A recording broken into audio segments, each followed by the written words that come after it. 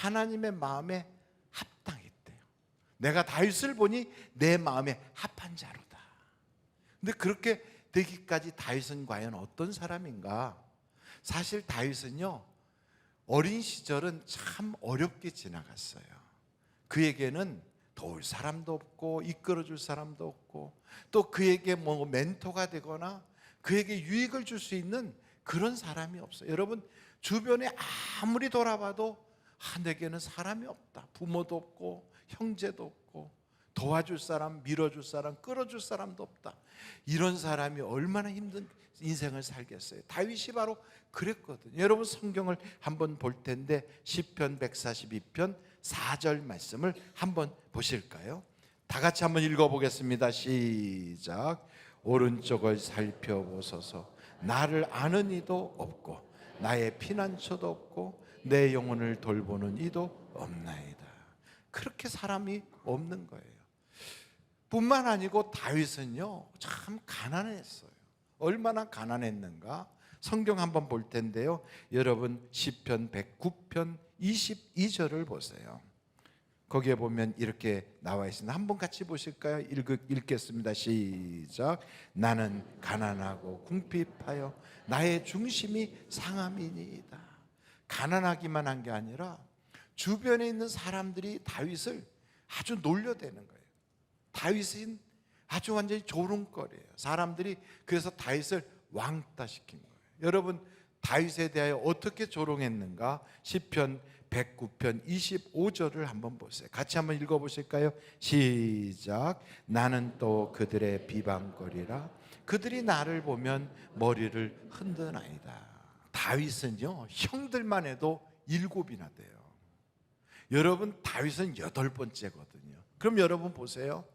형이 7이나 되는 아이를 가서 놀렸다가는 온전해질까요? 아니면 그 형들한테 혼찌검을 당할까요? 그런 가족이 많고 형제가 많은 아이들은 잘 안 놀려요. 그리고 그런 아이들하고 시비 붙기를 싫어해요. 왜냐하면 잘못 건드렸다가는 벌떼같이 덤벼들 텐데 그거 어떻게 감당하겠어요? 그런데 이상하게 형들이 다윗을 도와주질 않아요. 다윗은 형들로부터도 왕따예요. 왜 그러는가?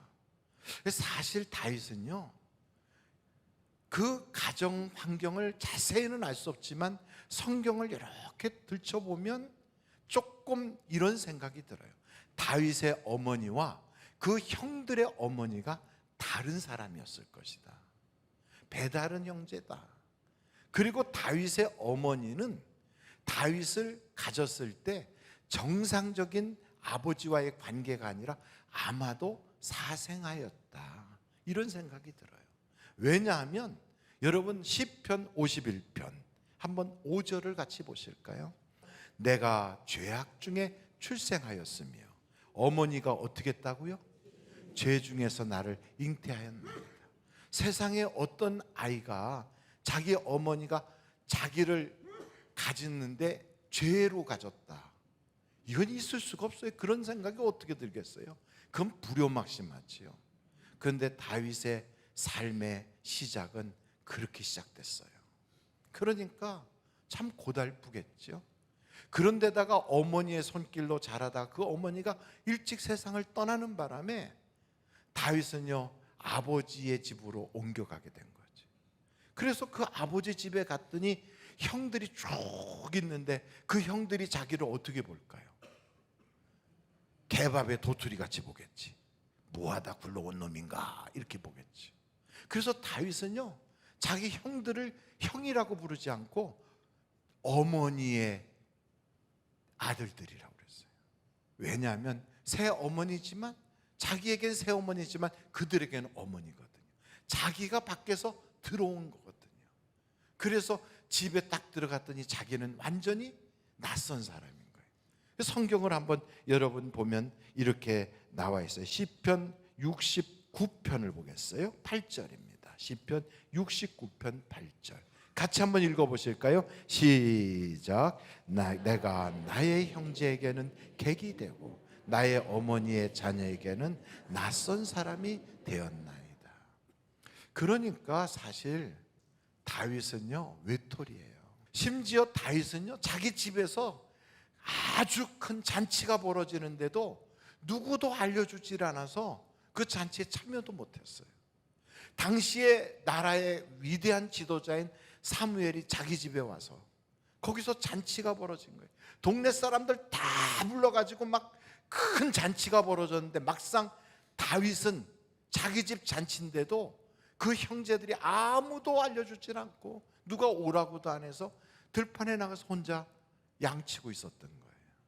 사무엘이 와가지고 하나님이 지시한 대로 식사하기 전에 그 이세의 아들들 중에서 누가 왕으로서 적임자인가를 쫙 살펴보는데 7 아들이 다 지나가도 하나님이 아니라는 거예요.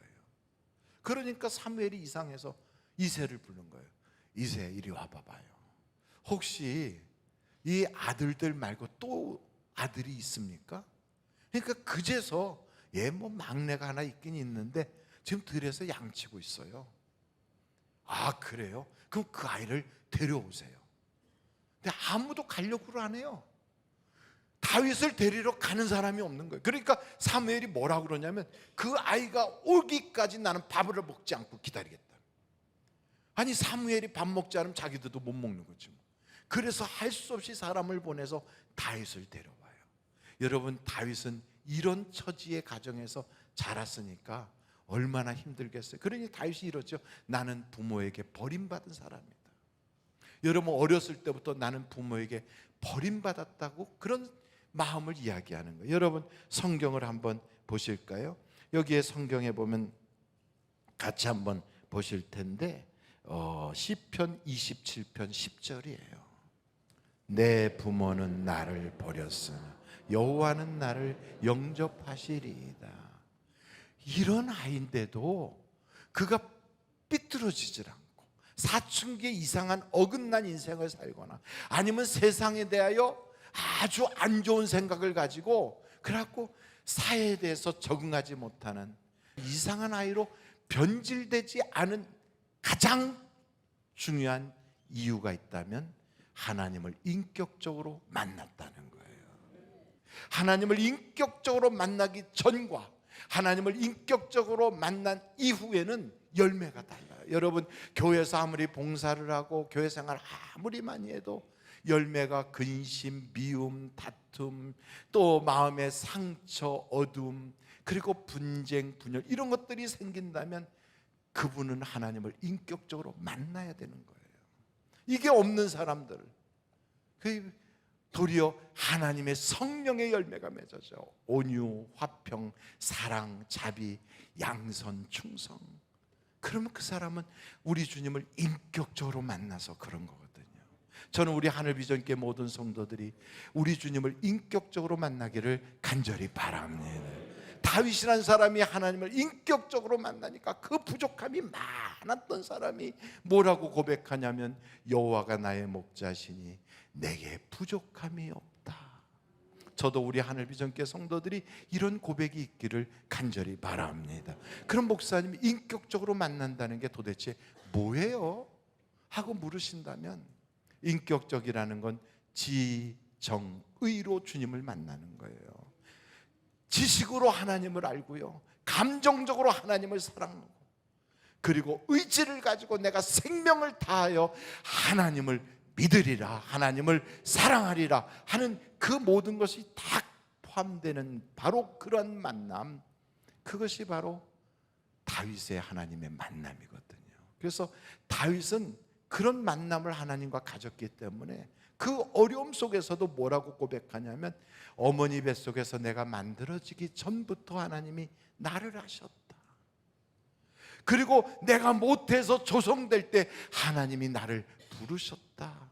내가 이 땅에 태어난 것은 어머니의 실수도 어머니의 잘못이 아니라 하나님이 나를 향하신 특별한 뜻이 있어서 나를 이 땅에 보내셨다. 이렇게 고백하거든요. 저는 우리 하늘비전교회 모든 성도들이 그 만남이 있기를 주님의 이름으로 축원합니다.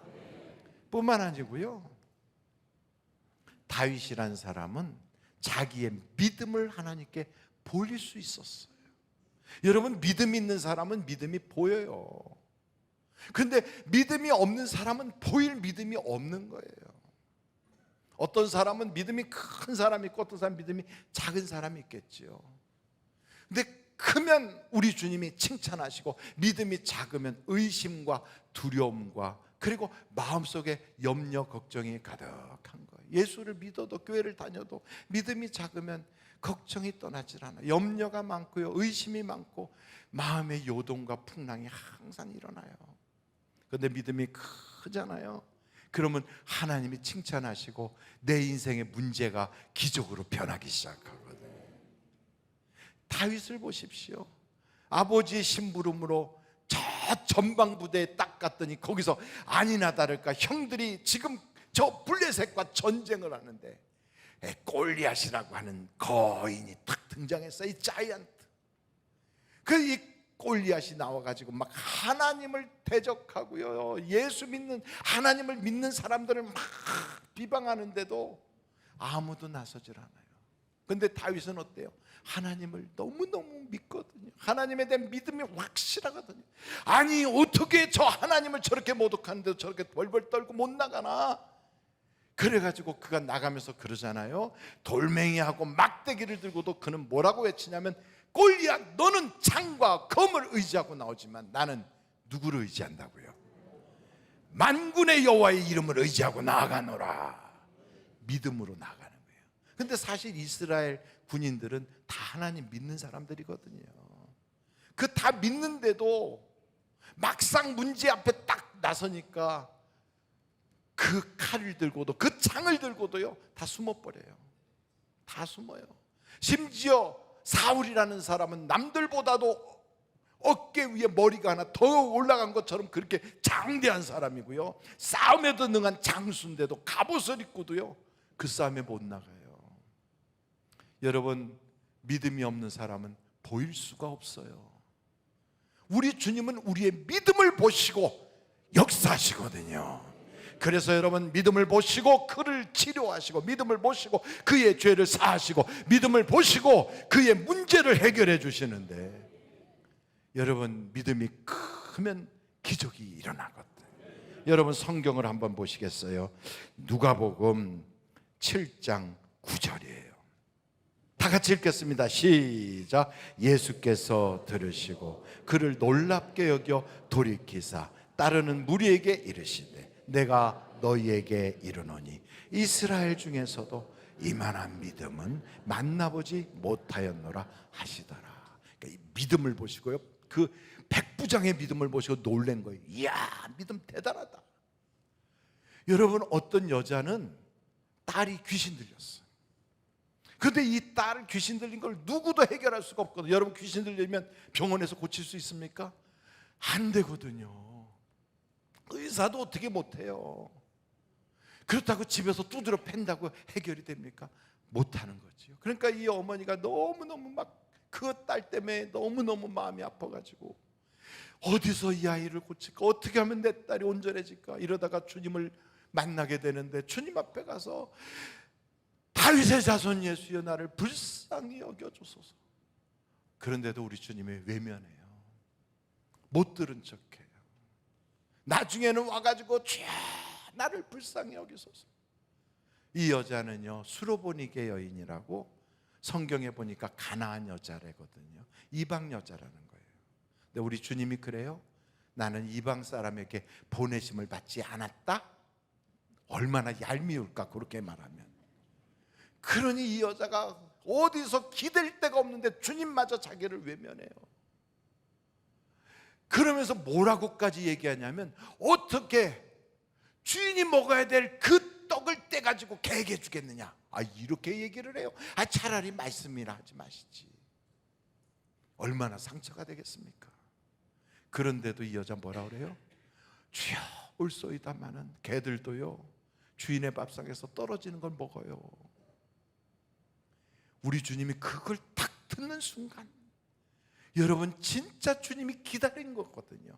그 여자가 상처받을 말도 해보고 그 여자를 떨어뜨릴 것 같은 그런 일들이 있었고, 그 여자가 실망할 만한 그런 분위기를 만들었는데도 이 여자는요 거기에 휘둘리지 않아요. 왜요? 믿음이 크니까.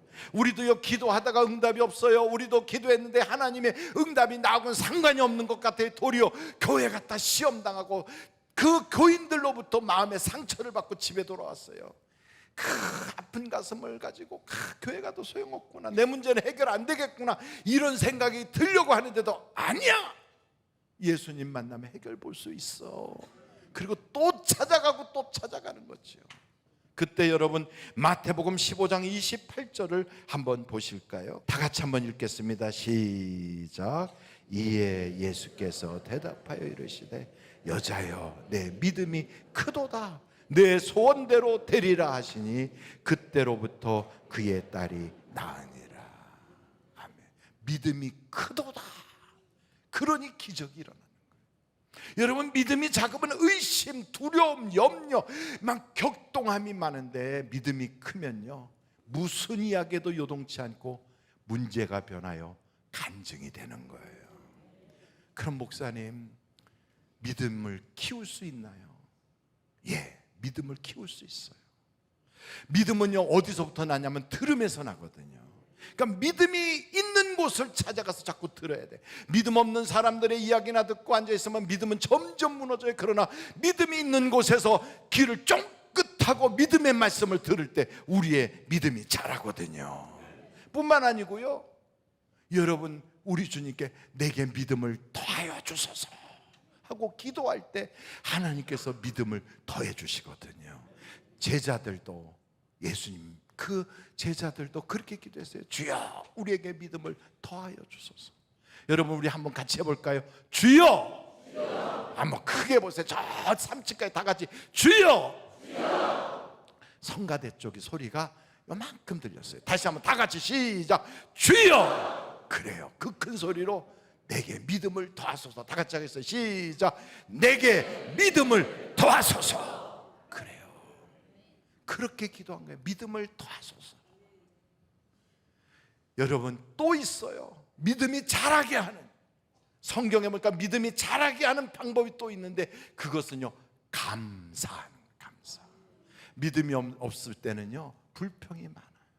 원망이 많고 그냥 눈에 보이는 게 다 안 좋은 거예요. 에이그 꼬라지가 집구석이 막 이러면서 에이그 아이고, 그런 것들이 싹 사라지고 하나님께서 내게 요만한 좁쌀만한 겨자씨만한 그런 것만이라도 뭐 하나 주시면 그것 가지고 하나님, 그래도 이것 때문에 감사합니다. 그래도 내가 믿음이 떨어지지 않아 감사합니다. 그래도 내가 하나님을 바라볼 수 있게 해주셔서 감사합니다. 오늘도 기도할 기회를 주셔서 감사합니다. 병석에 누워서도요, 꼼지락도 못하고 발가락 하나 움직이지 못하고 전신마비가 돼서 다 누워있어도, 그러면서 영상을 TV를 보듯이 보면서 나도 교회 가고 싶다, 이런 마음으로 눈물을 글썽이면서 예배를 드리는 그 순간에도 주여, 이렇게나마 예배드리게 해주셔서 감사합니다. 그 감사를 통하여 믿음이 자라면서 기적이 일어날 줄로 믿습니다. 믿음은 자란다, 이거 자란다. 저는 여러분의 믿음이 쑥쑥 자라기를 간절히 바랍니다. 사실 고 정주영이라고 하는 현대 회장이,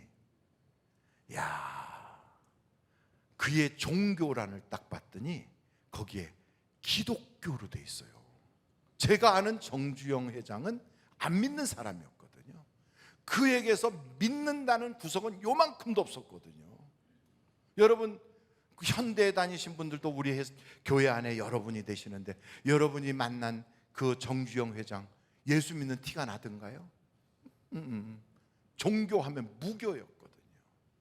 그런데 그의 아들들 중에 한 사람, 정몽준이라고 하는 사람이 끊임없이 그의 귀에 몸이 불편해서 누워있을 때 정주영이라고 하는 그 자기의 아버지의 귀에다가 믿음의 이야기를 계속 보는 거예요. 믿음의 이야기를. 없던 믿음은 어디서 난다고요? 들음에서 나는 거예요. 계속 아버지 예수 믿어야 돼요. 아버지 이대로 돌아가시면 세상에 재벌이 무슨 소용이 있어? 돈 한 푼도 못 가지고 가는데. 이러면서 끊임없이 복음을 전했더니 그 아버지가 그래 나도 세례받고 구원받기를 원한다 그래가지고 당시에 온누리교회 하영조 목사님 가서 세례를 했대요. 그리고 그 후에 임종을 했다고 그러더라고요. 여러분, 믿음은 들음에서 나거든요.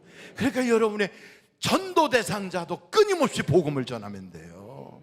하나님을 인격적으로 만나는 역사가 있을 줄로 저는 믿습니다. 뿐만 아니고요, 다윗은요 하나님을 뜨겁게 사랑했어요. 그래서 자기가 정말 백향목궁의 왕으로서 딱 앉았을 때 그는 무슨 생각하냐면, 나는 백향목궁에 거하는데 하나님의 법궤는 저 천막 속에 있구나. 그게 마음이 아픈 거예요. 여러분, 사랑하는 사람이 있는데 좋은 거 나 혼자 먹고 있으면 그분 생각나요? 안 나요? 안 나시는구나 여러분들. 사랑하는 사람이 있는데 이게 생각이 나니까 같이 먹고 싶고, 꼭 그래요. 이것 가서 또 내 사랑하는 사람하고 나눴으면 좋겠다. 그래서 우리 어머니는 어디 뷔페 가면 봉지 가져가서 거기다가 담으시고, 절대 그러면 안 되는데도 그 매너가 어쩔 수 없어요. 뭐 담아야지. 왜요? 사랑하는 사람하고 나누고 싶어서. 심지어는 좋은 경치를 보다가도 너무 좋으면 아이고 부모님 모시고 와서 같이 봤으면, 혹은 아내하고 이런 자리 같이 왔으면, 남편하고 이렇게 좋은 자리 같이 왔으면, 이런 생각이 왜 안 들겠어요? 성지순례하고 쭉 이렇게 순례하고 오다가 뭐 태국인가 어디 거기서 잠깐 들어가 갖고 발 마사지 한다고 그래서 거기서 우리 성지순례 했던 사람들이 쭉 이렇게 누워가지고 마사지 받고 있었거든요. 그랬더니 우리 권사님 한 분이 우시더라고요. 그래서 권사님 왜 우세요? 그랬어요. 그랬더니 제가 이거 받다 보니까 얼마나 시원한지, 우리 남편이 이거 받았으면 참 좋겠는데 남편과 함께 못 와서 눈물이 나요. 그러더라고요. 이야, 여러분들은 그게 감동이 안 되시나 봐요. 그분과 사는 남자는 얼마나 행복할까. 여러분, 좋은 것 보면 함께 하고 싶잖아요. 왜요? 사랑하니까. 다윗이 그런 거예요. 하나님께 뭔가 해주고 싶어서, 하나님께 드리는 게 아깝지가 않은 거예요. 금은 뭐하고 자기가 모은 건 다 모아서 하나님께 성전을 짓고 싶어서. 왜요? 사랑하니까. 나단이라고 하는 선지자가 와서 다윗을 팍 지적하잖아요. 너는 이런 죄인이야. 그때 다윗은요 그냥 제 가운데 베옷을 입고 무릎을 꿇고 눈물을 쏟아가며 기도를 하고 회개를 해요. 왜요? 하나님한테 얻어맞을까 봐? 아니에요. 왜요? 저주받고 벌받을까 봐? 아니에요. 다윗이 그렇게 눈물을 흘리고 회개한 건요, 하나님하고 멀어질까 봐 그런 거예요. 하나님하고 자기의 사이에 틈이 생길까 봐. 그래서 성령을 거두지 마소서, 내게서 주님 떠나지 말아주세요. 사랑하는 사람이 떠날까 봐, 사랑하는 사람이 아파한 것 때문에, 사랑하는 사람이 가슴 아파하는 것 때문에 막 힘들어하는 바로 그 심정으로 하나님과 멀어질까 봐 그래서 울었어요. 그게 왜 그래요? 사랑하니까. 사울은 그러지 않았어요. 사울은요 사무엘에 와서 죄를 지적할 때 뭐라고 그래요? 핑계만 이만큼 돼요. 그러면서 뭐라고 그러냐면, 아이 왜 그러셔, 여기 지금 사람들 많잖아요, 내 체면도 있지, 아이 그러지 마시고, 이러면서 사람들의 눈길만 의식해요. 그게 사울이었어요. 근데 다윗은 그렇지 않아. 사람들이 나를 어떻게 생각하는지, 사람들이 나보고 뭐라고 하는지, 손가락 쳐라는지, 이게 중요한 게 아니라 하나님의 마음이 어떠실까, 이게 다윗의 관심사항이에요. 그래서 다윗은 하나님이 딱 보시니까 어쩜 너는 내 마음에 합한 자로다. 여러분, 그런 다윗이 예수님을 나의 주여 이렇게 고백하고요, 그 예수님에 대하여 하나님 우편에 앉은 나의 그리스도 주시오, 이렇게 고백하거든요. 왜 그럴까요? 주님 안에는 그 놀라운 은혜가 다 있기 때문에. 그래서 다윗이요, 주님을 만나서 그 은혜를 경험한 거예요. 우리 예수님은요, 다윗의 주님인 것처럼 왕의 왕이라고요. 왕들 중에 왕이에요. 그 예수 안에는 소망이 넘치는 줄로 믿습니다. 그 예수 안에 가면 항상 두려움이 없고 견고한 믿음의 장부로서 우리를 하나님이 축복하는 줄로 믿습니다.